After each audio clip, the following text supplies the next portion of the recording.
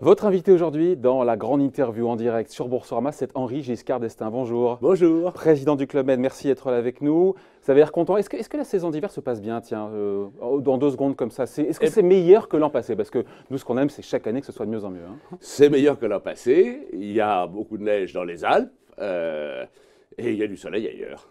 Donc tout se passe bien. Donc tout se passe bien. Bon, la stratégie du Club Med, c'est hyper intéressant parce qu'il y a cette montée en gamme qui va se poursuivre, qui est en cours, évidemment, qui va se poursuivre. Est-ce qu'on se dit quoi, à terme, il n'y aura plus que des 4, 5 tridents, peut-être même des 6 tridents, parce que la rentabilité, elle est là? Alors, ou est-ce que je résume un peu vite? D'abord, elle est faite pour l'essentiel, puisque si on est précis, 85% de notre capacité, de nos villages, sont aujourd'hui en 4 ou en 5 tridents. D'accord, donc il reste 15%. Voilà, et ces 15% sont pour l'essentiel de très beaux resorts. Je penserai à Serre-Chevalier ici en France dans les Alpes, mais aussi celui que nous avons à Djerba, Djerba-la-Douce, qui est un village historique sur lequel nous avons encore des travaux d'amélioration. Donc, il restera un certain nombre de nos plus beaux 3 tridents, mais c'est vrai que ceux qui ouvriront seront pour l'essentiel des 4 et des 5 tridents. Ouais. À force de monter en gamme, est-ce que vous ne prenez pas au Club Med ce risque d'être en frontal avec d'autres, on va dire d'autres chaînes, Aman, Six Senses, ou même des hôtels de luxe qui de plus en plus, vous avez remarqué, ils prennent en charge les enfants. Je ne dis pas qu'ils vous copient, mais ils ont compris qu'il fallait proposer beaucoup de services. Est-ce que le club pourra toujours monter en gamme et apporter ce même niveau de raffinement, de service et de confort qu'on a dans ces chaînes de luxe? Alors, ce n'est pas notre objectif. Notre objectif, c'est d'assurer le meilleur confort pour les familles, notamment ce qu'on appelle les familles milléniales, les jeunes familles avec des jeunes enfants, puisque nous avons pour cela une capacité d'accueillir ces familles, de leur donner à chacune et à chacun des vacances réussies. Ce qu'on appelle aussi les familles 3 générations, ce qui se développe de plus en plus. Ce sont les grands-parents qui invitent leurs enfants et leurs petits-enfants. Ça, c'est en Europe. En Chine, c'est les parents qui invitent les grands-parents et leurs enfants. Et pour cela, la formule du Club Med est et restera, je crois, en tout cas c'est ce que nous allons nous efforcer de faire, en innovant constamment, la meilleure. Mais en étant ou pas en frontal justement avec ces chaînes de luxe qui, sans dire qu'elles vous copient, mais offrent encore une fois tous ces services d'accompagnement, de suivi des enfants. Ça ressemble un peu au Club Med avec, encore une fois, les budgets qui ne sont peut-être pas les mêmes, mais à force de monter en gamme, vous n'allez pas vous percuter face à ces acteurs. Alors d'abord, de nouveau, notre objectif, c'est d'offrir ces très beaux resorts qu'on appelle 4 tridents, bien sûr d'en avoir quelques-uns au-delà pour nous obliger à être extrêmement exigeants dans notre capacité à faire le meilleur service, à avoir le meilleur accueil, la meilleure table, mais d'une manière générale, notre vocation, c'est de continuer à avoir le meilleur rapport qualité-prix pour les familles. Aujourd'hui, qu'est-ce que cherchent mais pas dans le luxe. clients? On n'est pas, à terme, le club, ça ne sera pas quelque chose de très élitiste dans le luxe. C'est pas ça. Non. Si on pousse la stratégie jusqu'au bout, avoir que des 5 tridents, peut-être des 6 tridents, enfin, qui n'existent pas encore. Mais ce n'est pas ça l'objectif. L'objectif, c'est d'être le lieu d'accueil de ces familles, qu'elles soient 3 générations, milléniales ou des couples actifs. Et de le faire parce qu'aujourd'hui, quelle est l'attente? C'est une attente d'expérience. Et puis, si on regarde un peu au-delà, c'est une attente même de transformation. Aujourd'hui, ce qui compte, ce n'est pas le marbre et l'or. C'est pas la taille immense de la chambre. Il faut qu'elle soit confortable. Il faut que les services soient là. Ce qui compte, c'est ce qu'on vit pendant ces vacances. C'est l'expérience que l'on a. Nous pensons même que ça va au-delà, ce qu'on appelle les vacances transformatives. Quand je reviens, je suis un peu différent. J'ai osé faire du trapèze volant. J'ai rencontré des gens que je n'aurais pas eu l'occasion de rencontrer dans la vie ordinaire. J'ai eu des moments avec mes enfants ou avec ma famille que je ne peux plus avoir parce que je voyage, parce que j'ai des occupations. L'expérience, c'est ça. L'expérience. Et ça, c'est la racine du Club Med, c'est son origine. Et bonne nouvelle, c'est aujourd'hui ce qu'attendent le plus grand nombre. Ouais. Qu'est-ce que vous répondez sinon, Henri Giscard d'Estaing, aux Français qui trouvent que sur certains sites, c'est devenu cher pour des Français, même si tout est all-inclusive, mais Grégory Limano à 10 000 € la semaine l'été. Est-ce que vraiment, ceux qui doutent d'en avoir pour leur argent, vous leur répondez quoi? D'abord, prenons des exemples. S'ils veulent, et je leur recommande de le faire, passer de formidables vacances de Pâques à la montagne, dans nos plus beaux villages, c'est 220 € à Pesay-Valandry par jour, et ça inclut les cours de ski de l'ESF et les remontées mécaniques sur le formidable domaine de Paradis Ski. Sur notre dernier village, qui est le plus sophistiqué, qui a coûté 100 millions d'euros à construire aux Arcs Panorama, ce sera 269 € par personne et par jour. C'est donc, je dirais, des sommes, mais c'est des sommes qui expriment un rapport qualité-prix qui, je le crois, est unique. Ouais. Et pour vous, la clientèle française peut suivre encore une fois cette montée en gamme. D'ailleurs, on pourrait penser que ce qui est normal pour une boîte qui s'internationalise, que la part des clients français baisse. Alors, il faut voir si on regarde l'absolu ou le relatif, mais j'ai lu en une de vos interviews, vous disiez qu'il y a de plus en plus de Français qui vont au Club Med. Absolument. Nous avons l'année dernière gagné près de 10% de nouveaux clients ici en France. Ouais. Et c'est vrai aussi que nous gagnons beaucoup de clients dans le reste du monde et que mécaniquement la proportion des clients internationaux augmente, ouais, mais le nombre de nos clients français est en progression. Bon, ce qu'il faut, c'est que tout augmente. 1,4 million de clients dans le monde, 200 000 Chinois. Les Chinois, je l'ai appris, c'est encore une fois en préparant l'émission, ils prennent 3 semaines de vacances par an, là où les Américains en prennent 2. Comme quoi, il faut lutter contre les clichés. Hein. Exactement. Et donc, c'est 200 000 Chinois. Votre deuxième marché, alors on parle de la Chine ou de la clientèle chinoise pour le coup? De la clientèle chinoise, ouais, c'est maintenant d'ailleurs plus proche de 240 000 à la fin de l'année dernière que 200 000, qui était le chiffre. Donc 20% de croissance. Et donc près de 20% de croissance, ouais, absolument. Si je regarde sur 5 ans, notre nombre de clients en Chine a été multiplié par 2,5, ce qui est évidemment considérable. Effectivement, les Chinois prennent des vacances et leur envie de prendre des vacances augmente chaque jour. D'abord, ils sont d'ailleurs en ce moment même en vacances, puisqu'aujourd'hui, on célèbre le Nouvel An chinois, et c'est la période la plus importante de vacances en Chine. Qu'est-ce qu'ils viennent chercher, les touristes chinois, quand ils viennent au club? C'est le all-inclusive ou peut-être d'ailleurs, parce que c'est français, ça joue aussi, ça, vraiment, dans l'imaginaire? Alors, bien sûr. La France a une image, je dirais, en matière de gastronomie, en matière d'accueil, mais aussi ce qu'ils appellent le romantisme français, c'est-à-dire une vision sympathique et attendue. Alors, ce qu'ils vont aussi trouver, chercher, c'est de nouveau cette expérience en famille. Ce qui est très intéressant, c'est... Il n'y a pas de concurrents là-bas? Il n'y a pas de... Alors, il n'y en avait pas quand on s'est installé en 2003. On a été les premiers. Ouais. D'ailleurs, à l'époque, effectivement, l'essentiel de ceux qui s'intéressaient au domaine de l'hôtellerie et du tourisme considéraient que les Chinois ne prenaient pas de vacances, n'ayant pas en effet vu qu'en gros, ils ont 3 semaines de vacances. C'est vrai aussi qu'à l'époque, les Chinois, et on les voyait dans les monuments en France, ils voyageaient, ils allaient d'un point à un autre, ils prenaient les photos.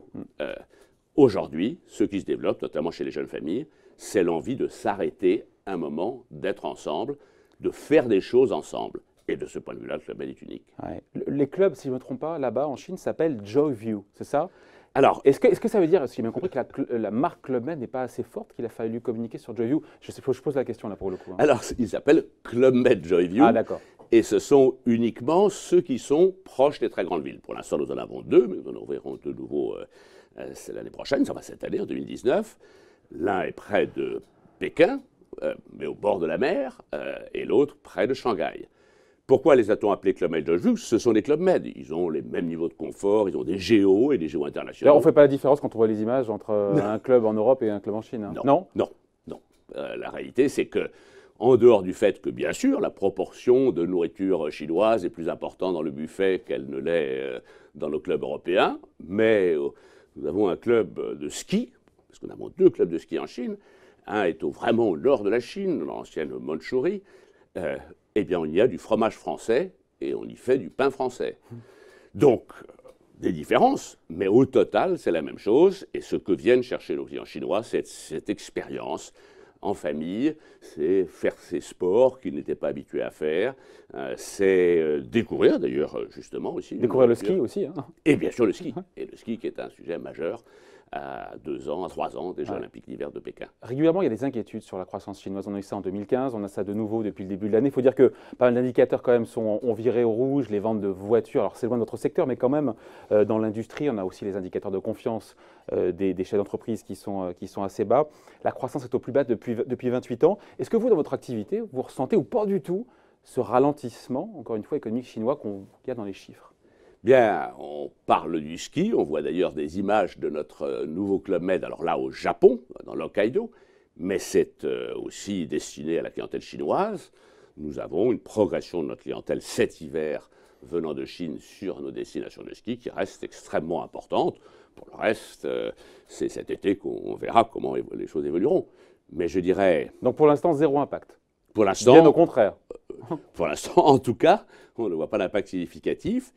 Et on sent que l'envie de vacances, l'envie de loisirs, l'envie de ce qu'on appelle là-bas une vie meilleure, est toujours très présent. Et ce qui fait que probablement il y a là des ressorts fondamentaux de la croissance chinoise à long terme. Ouais. Sur les concurrents de demain, il faut parler des GAFA aussi ou pas? Il y a une montée en puissance, on le sait bien, des GAFA dans le monde du voyage. Est-ce que ça vous contraint, en même temps c'est une bonne chose aussi, à être plus fort, à être meilleur, notamment sur le numérique et le digital? C'est un vrai sujet ça. Alors, la stratégie du Club Med, aujourd'hui, elle est simple. Elle tourne autour de 3 idées. Première idée, haut de gamme. Mais haut de gamme, comme on l'a dit, destiné aux familles. Haut de gamme, mais pas trop. Mais pas trop. Et haut de gamme avec l'esprit Club Med. Voilà. Ce n'est pas le haut de gamme des hôtels de luxe. C'est un haut de gamme convivial, chaleureux, dans lequel il se passe quelque chose.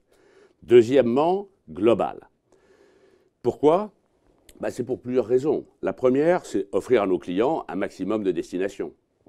Quand nous allons ouvrir un nouveau Club Med au Québec, qui sera un Club Med de ski en hiver, à Charlevoix, près de Québec, là où est né le Cirque du Soleil. Et d'ailleurs, nous faisons ça alors avec à la fois les pouvoirs publics canadiens, mais aussi avec les fondateurs du Cirque du Soleil.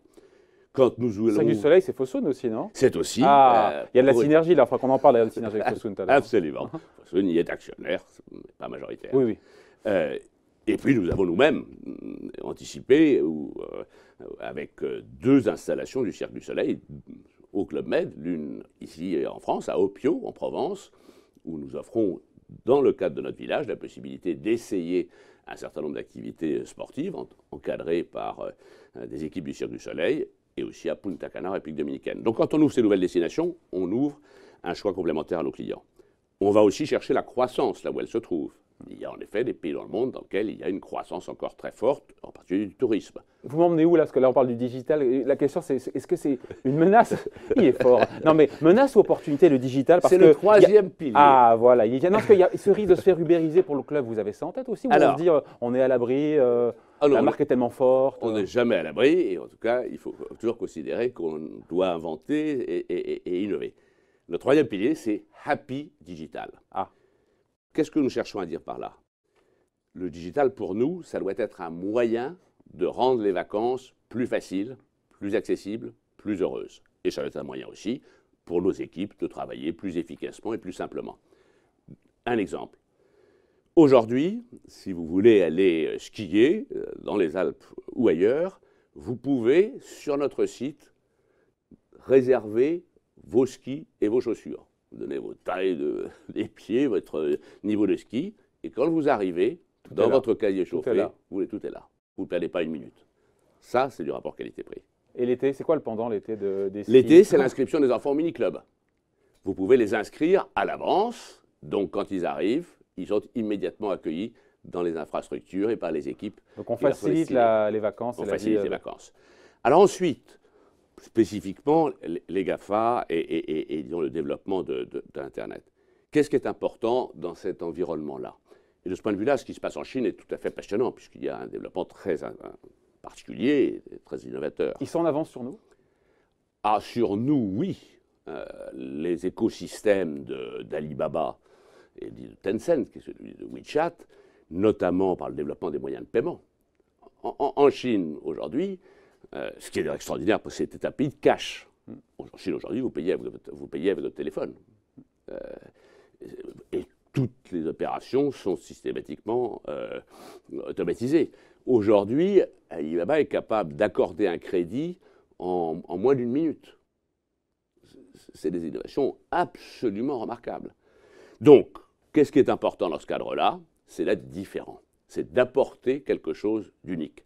Et si en plus on a une marque, à ce moment-là, c'est un atout. Aujourd'hui, nous avons créé, sur Alibaba, comme sur WeChat, des sites Club Med où on peut réserver. Aujourd'hui, dans le monde, plus de 20% de nos réservations, alors que ce sont des dépenses importantes, préparées, réfléchies, sont faites sur nos sites Internet. Et bien sûr, nous travaillons pour nous assurer, avec Google et les autres opérateurs, que notre... Donc, ils ne sont pas une menace pour l'instant pour vous, qui sont Non. un tuyau, Exactement. Et en fait, un moyen de faire connaître et de nous faire connaître. Alors, pour ça, il faut toujours être actif et innovant. Il ne suffit pas de se mettre sur un site pour que ça marche. Il faut y développer un marketing adapté. Après, il y a le précédent Toys R Us, qui au départ avait avec Amazon un accord et au final s'est fait manger la laine sur le dos, pour dire ça gentiment. Non, mais voilà, il y a ce risque-là aussi de la perte de la relation client, Ah oui, mais et de se retrouver comme une commodité, comme on dit. Hein. il y a une autre situation où là, nous avons pris une autre décision par rapport notamment au groupe hôtelier. Nous ne sommes pas présents sur ce qu'on appelle les online travel agents. Booking. Depuis le départ, c'était voulu parce que ça aurait pu vous aider d'ailleurs à booster, à grandir plus vite, mais vous ne vouliez pas justement vous faire déposséder de... Exactement. Nous ne voulions pas nous mettre en situation de dépendance et deuxièmement, nous mettre dans une situation dans laquelle nos clients ne verraient pas la réalité et la nature de notre produit.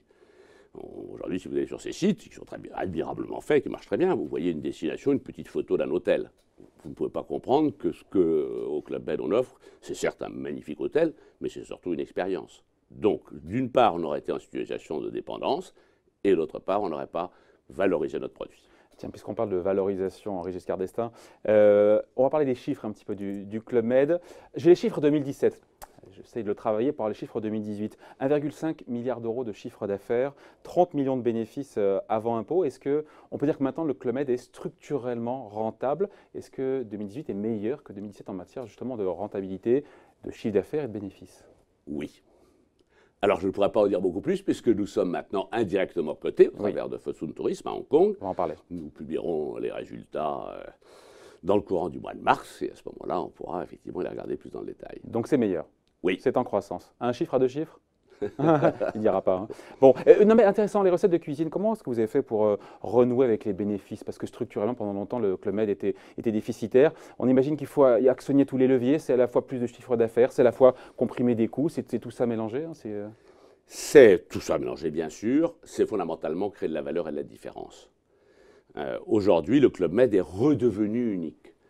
Et il est redevenu face à une clientèle qui accepte, parce qu'elle considère que c'est le meilleur rapport qualité-prix, d'aller dans des établissements qui sont structurellement rentables. Deuxièmement, dès lors que nous avons une structure de distribution plus directe, nous économisons sur nos coûts de distribution.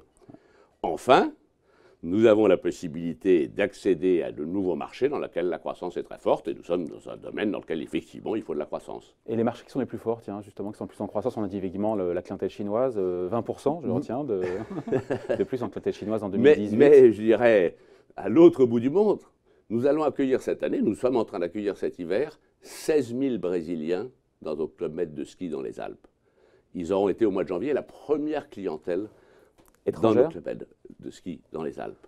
Ce sont les familles brésiliennes pour qui l'expérience de la neige est une expérience totalement dépaysante et qui trouvent dans la formule du Club Med quelque chose qui leur convient parfaitement. Bon, un petit mot, parce que le temps passe, de votre actionnaire. Vous êtes passé en 2015, comme on dit, sous pavillon chinois, c'est l'expression consacrée.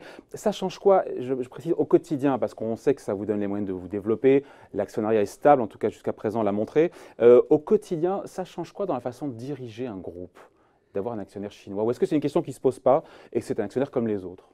Alors d'abord, c'est un actionnaire qui est présent au Club Med depuis 2010.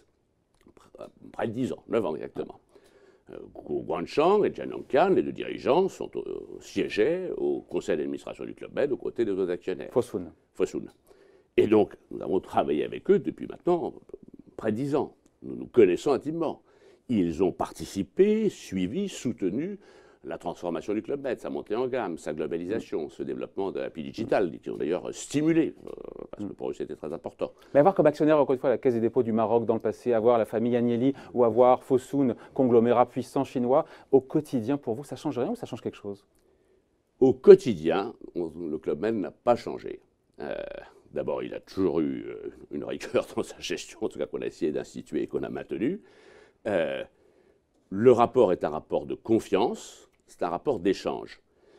On me dit parfois, mais qu'est-ce que Fosun nous a apporté? Alors, il nous a apporté effectivement la stabilité, ce qui est essentiel dans un métier comme le nôtre, qu'un métier de long terme. Les moyens. Il nous a apporté des moyens, des nouveaux villages, comme celui qu'on a vu là au Japon ou d'autres. Mais par exemple, je pense que l'apport le plus important, ça a été une discussion que j'ai eue avec le président de Fosun, M. Gros, il y a 4-5 ans, quand il m'a dit, Henri, le digital mobile va changer le monde et changer l'économie. Et il faut que le Club Med avance et soit très bon dans le digital mobile.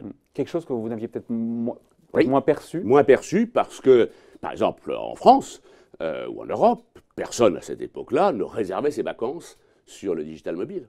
Aujourd'hui, c'est quoi? C'est combien? Aujourd'hui, sur le total de nos ventes digitales, c'est à peu près 20%, ce qui est déjà considérable. Et en forte croissance, évidemment. Et en France, et bien sûr, et c'est le segment qui croît le plus vite. Et les visites de nos sites sur le digital sont maintenant sur le mobile, sont plus de la moitié. Bon, donc Fosun, on le rappelle, on l'a dit, qui a racheté le Club Med pour 939 millions d'euros en 2015. Depuis cette introduction, là c'est très récent, c'était au mois de décembre, de la branche tourisme, dont le joyau, à peu près, je crois que j'ai bien compris, c'est justement le Club Med. Introduction en bourse sur la bourse de Hong Kong, pas sur la bourse de Paris, mais c'est à peu près logique sur la bourse de Hong Kong, c'était en décembre dernier. Vous êtes vice-président d'ailleurs de Fosun Tourisme, qui pèse pas loin de un peu plus de 2,4 milliards ou aux alentours de 2 milliards d'euros. Ma question, c'est comment est-ce qu'on mesure la création de valeur de M. Giscard d'Estaing? C'est intéressant parce que c'était racheté en 2015 un peu moins d'1 milliard, ça cote aujourd'hui un peu plus de 2, 80-90%, je sais pas, du chiffre d'affaires vient du Club Med, pour mesurer l'apport, la création de valeur sous l'ère Giscard d'Estaing. Alors, il y en a certainement eu, simplement, Fosun Tourisme, certes, l'année dernière, on ne peut pas mesurer. Était essentiellement le Club Med en termes de chiffre d'affaires, mais il y a en fait un autre actif extrêmement important, qui est le resort d'Atlantis, à Sanya. Sanya, c'est la ville qui est la plus au sud de la Chine. Ça serait Miami pour les Américains ou Nice pour les Français. C'est en réalité le seul endroit où il fait beau et chaud en hiver. Et en particulier en ce moment. Donc c'est la principale destination touristique chinoise. Et Fosun Tourisme qui a développé Atlantis, qui est l'équivalent de celui qui existe à Dubaï, mais c'est 1300 chambres, c'est 200 villas, 800 appartements en condominium, c'est un parc aquatique qui peut accueillir 13 000 personnes. Tout ça est dans Fosun Tourisme. Donc, il y a une contribution aussi en termes de création de valeur de cette activité-là. Mais il est clair que la valeur du Club Med a augmenté dans les 3 dernières années. Bon, autre sujet, puisqu'on est dans l'actualité. Fosun, finalement, n'est pas entré au capital de la Compagnie des Alpes. Là encore, c'est très récent, c'était au mois de décembre. Il y avait des discussions qui ont duré. On l'a appris donc, effectivement donc, en décembre. Pourquoi ça a capoté? Est-ce que vous le regrettez? Et est-ce que la porte n'est pas fermée Quel est l'objectif? L'objectif, qui est l'objectif de Fosun Tourisme et d'abord du Club Med, c'est d'assurer le leadership mondial des activités de ski et de montagne. Nous le sommes déjà en Europe et nous le sommes en Asie. Nous allons, je l'ai dit tout à l'heure, nous implanter sur le continent américain, même si on a déjà beaucoup de clients américains, et je parlais de nos 16 000 Brésiliens. Dans ce cadre-là, il y a énormément à faire en Asie et en Chine. Les Jeux olympiques de Pékin se dérouleront dans 3 ans. L'activité de ski et de montagne ou de glace est une des priorités de développement des activités de loisirs en Chine. Pourquoi ça n'a pas abouti, une fois qu'on a dit tout ça? Ce qui compte, c'est qu'est-ce qu'on peut faire en Asie. C'est là où c'est utile à la fois pour la Compagnie des Alpes et pour Fosun et le Club Med. Et là, ça a abouti puisque a été annoncé un partenariat. Mais pas capitalistique. Mais sur un projet. Mais vu venir quand même. Hein. Donc il y a ce partenariat. Mais donc, pourquoi, encore une fois, ça n'a pas abouti? Pourquoi les discussions n'ont pas abouti entre Fosun et la Compagnie des Alpes? Les circonstances ont fait que... C'est une question de valorisation, une question de... Il y a eu un ensemble de facteurs, mais de nouveau, la volonté de Fosun, ce n'était pas de prendre une participation dans la Compagnie des Alpes. C'était de voir comment, efficacement, utiliser, travailler avec le savoir-faire français pour créer et développer un secteur important dans le ski, dans la neige et dans les activités qui tournent autour. Donc vous n'excluez pas dans l'avenir, pourquoi pas, des prises de participation capitalistique? La porte n'est pas fermée, de votre côté, du côté Disons Fosun. que le point est plutôt, qu'est-ce que l'on peut faire en allant plus loin qu'un seul projet en Asie et en Chine? Et faut-il pour ça s'organiser de manière plus structurée?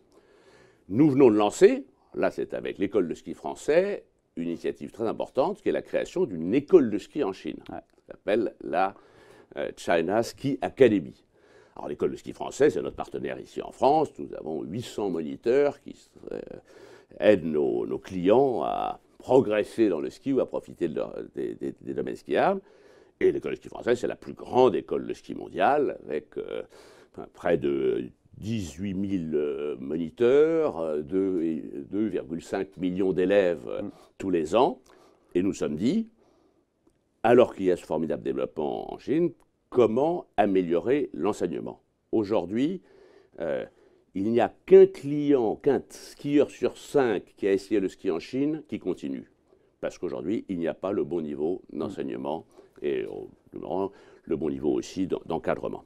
Donc on s'est dit, on va le faire avec les meilleurs et l'ESF. Bon, très bien.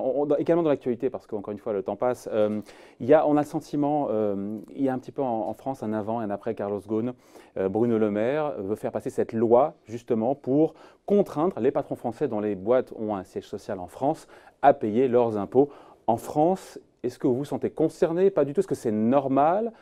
Vous en pensez quoi? Parce qu'on se dit que quelque part aussi, est-ce que pour certains patrons, et tout le monde pense à Jean-Pascal Tricoire, qui sera notre invité, le président de Schneider Electric la semaine prochaine, pour des boîtes qui ont une large partie de leur chiffre d'affaires, leur activité en Asie, qui sont domiciliées en Asie, est-ce qu'ils doivent payer leur impôt en France? La question est posée.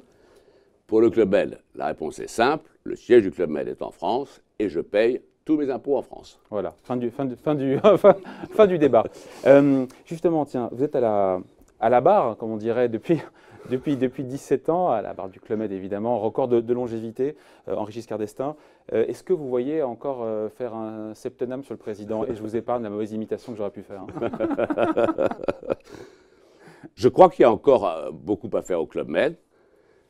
On a aujourd'hui tous les atouts pour en faire un vrai leader mondial. Alors bien sûr, dans notre domaine, des vacances, tout compris haut de gamme pour les familles et les couples actifs.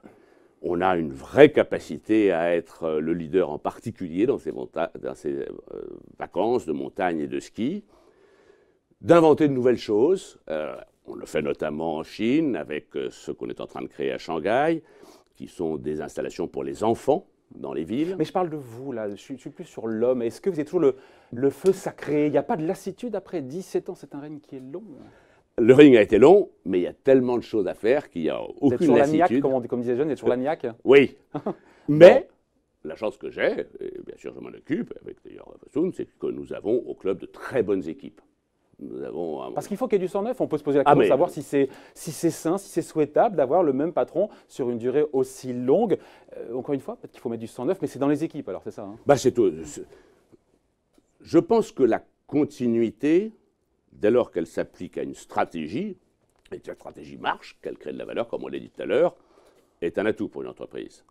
Je pense aussi qu'il faut constamment renouveler. Alors, c'est mon rôle de me renouveler, c'est mes équipes de me pousser à le faire, mais surtout, c'est mon rôle d'être sûr qu'il y a les talents pour assurer l'avenir du club, et je peux vous rassurer, c'est le cas. Allez, dernière question, Henri Giscard d'Estaing. Sur quel site, rêvons un petit peu, sur quel site vous rêveriez d'ouvrir un Club Med, un site qui pour l'instant n'est pas jouable, quelle qu'en soit la raison d'ailleurs? Parce que c'est compliqué aujourd'hui, mais allez, un rêve, on finit là-dessus. Quel site? Est-ce qu'il faudra qu'on soit sur la Lune? Ah, vous y pensez, ça travaille, ça phosphore, ça... Après-demain. Après-demain. Bon, d'ici là, on vous aura de nouveau reçu, j'espère. Revenez nous voir donc Henri Giscard d'Estaing, le président du Club Med, qui est donc l'invité de la grande interview en direct sur Boursorama. Merci à vous. Avec plaisir. Bonnes vacances.